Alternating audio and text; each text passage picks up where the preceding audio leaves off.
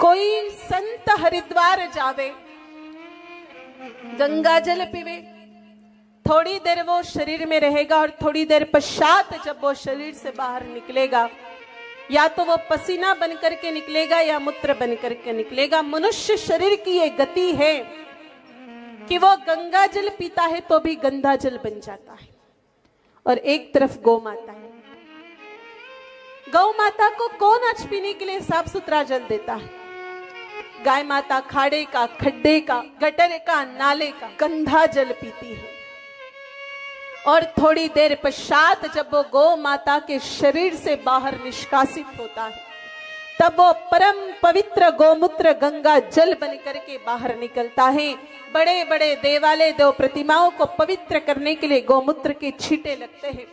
बड़े बड़े साधु संत साधना में बैठने से पहले गोमूत्र का आचमन करते हैं। और इतना ही नहीं, जब आयुर्वेद में किसी बीमारी का इलाज नहीं हो पाता, अंत में आयुर्वेदाचार्य गोमूत्र पीने की सलाह देते हैं। लोग पीते हैं और ठीक भी होते हैं। तो जिस गौ माता के देह में इतनी शक्ति हो, जो गंदे जल को गंगा जल में बदल दे, ऐसी गौ माता पशु कैसे हो सकती? अरे भाई, आप हमारा ही देख लो उदाहरण। हम लोग काजू बादाम खाते हैं, ड्राई फ्रूट्स खाते हैं। आप कितने भी काजू बादाम खा लो, लेकिन जब वो शरीर से बाहर निष्कासित होगा तो वो गंदगी बन करके ही निकलेगा। और गौ माता कचरा भी खा ले तो वो गोबर बन करके बाहर निकलता है। गोबर की लिपाई करके ही देवताओं का भोग लगता है।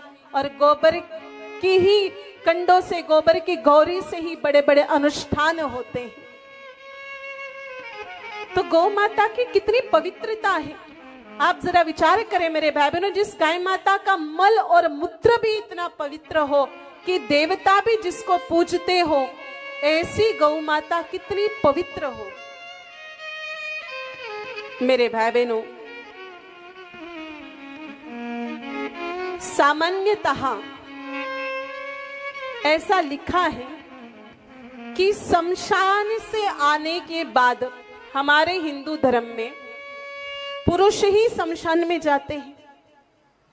वहां से आने के बाद मनुष्य को जल, अग्नि एवं गोबर का स्पर्श करना चाहिए। अगर कोई व्यक्ति अंतिम संस्कार के बाद प्रथम बार घर में गृह प्रवेश करवा रहा है, जिसने अंतिम संस्कार करवाया है और घर में वो गृह प्रवेश कर रहा है, तो उस व्यक्ति को इन तीनों का स्पर्श बहुत जरूरी है। केवल जल से काम नहीं चलेगा, अग्नि का भी स्पर्श होना चाहिए और साथ ही साथ गोबर का भी स्पर्श हो जाए, तो ही वो व्यक्ति शुद्ध हो सकता है और घर के अंदर प्रवेश कर सकता है। ये बात गरुड़ पुराण में लिखी हुई है।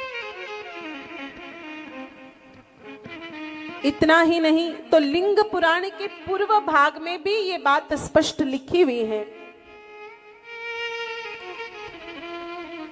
कपिला गोमयनेव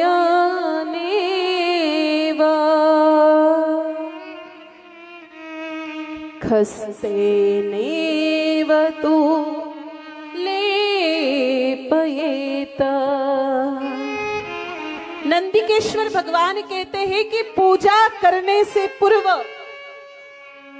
भूमि स्पर्श रहित, मतलब हाथ में झेला हुआ गोबर शरीर पर मल करके स्नान करें, तो ही हम किसी पूजा अनुष्ठान में बैठने के योग्य होते हैं, हमारा शरीर शुद्ध होता है।